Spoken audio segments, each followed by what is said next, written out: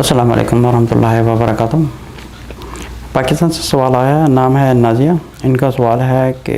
ایک ان کے پاس گھر ہے جو خالی ہے، وہ بیچ کر اپنے ماں باپ کو حج کروا سکتے ہیں۔ اعوذ باللہ من الشیطان الرجیم، بسم اللہ الرحمن الرحیم، رب اشرح لی صدری ویسر لی امری واحلل عقدۃ من لسانی یفقہوا قولی۔ نازیہ نے سوال کیا ہے، پاکستان سے یہ پوچھ رہے ہیں کہ اگر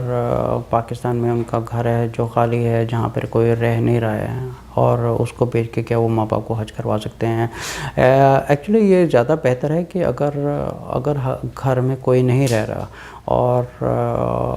اور اگر اس کی جو انکم وغیرہ ہے، یا جو اس کی آمدنی ہے، یا جو اس کا رینٹ وغیرہ آ رہا ہے، آپ اس رینٹ کے ذریعے ماں باپ کا حج کروا سکتے ہیں۔ اور اس کے علاوہ اگر رینٹ سے حج کا خرچہ کمپلیٹ نہیں ہو رہا، تو اگر گھر فالتو پڑا ہوا ہے اور ایک پراپرٹی کے نام پر پڑا ہوا ہے، تو یہ زیادہ اوبلیگیٹڈ ہے کہ ہمارے اوپر ایک سمجھے کہ 5 پلر ہیں۔ ایک مسلمان پر فرض ہے کہ وہ حج کرے جہاں تک کیپیسٹی ہو سکے، لیکن ایسا نہیں ہے، اللہ تعالیٰ نے یہ نہیں کہا کہ اگر کسی کے پاس کیپیسٹی نہیں ہے اور وہ زبردستی اس سے اپنا آپ بیچ کے وہ جا کے حج کرنے جائے۔ جس کو اللہ تعالیٰ نے ایک توفیق دی ہے وہ حج کرے۔ آپ سمجھے کہ اگر آپ کو ایک اللہ تعالیٰ نے توفیق دی ہے، آپ کے پاس گھر ہے جو فالتو پڑا ہوا ہے، جس کو آپ بیچ کے آپ اتنا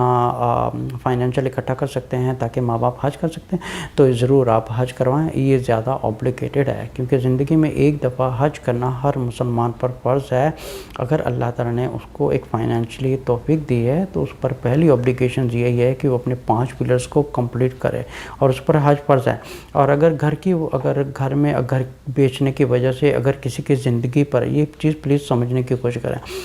اگر کچھ بیچ کر کسی کی زندگی پر ایفیکٹ نہیں پڑ رہا، تب اس چیز کو بیچیں، چاہے وہ گھر ہو، پراپرٹی ہو، سونا ہو، جولری ہو، گولڈ ہو۔ اگر کسی کی زندگی پر ایفیکٹ نہیں پڑ رہا تو وہ پہلے حج کروائیں۔ اچھا، بہت سے لوگ یہ بھی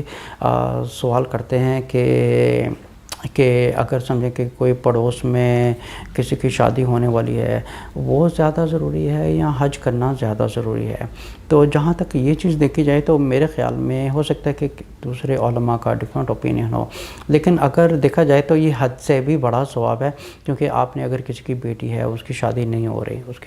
رہی، اور لیکن آپ کا جو حج، یہ چیز سمجھیں، جو حج ہے وہ ہماری ذات کے لیے ہے، جو ایک اللہ تعالیٰ نے اس کا ریوارڈ رکھا ہے۔ لیکن اگر یہ چیز کو ہم استعمال کر کے اپنے آپ کو سیکریفائز کر کے کسی کی مدد کر رہے ہیں، آپ سمجھیں کہ اس میں اللہ تعالیٰ زیادہ راضی ہوتے ہیں کہ ہم جو ہمارے پڑوس میں، اگر ہم نے اپنی زندگی میں ایک دفعہ حج کر لیا اور اس کے بعد اگر آپ حج کرنا چاہ رہے ہیں، لیکن اگر وہ جو حج ہے، جو ایک دفعہ آبلیگیشن پوری ہو چکی ہے،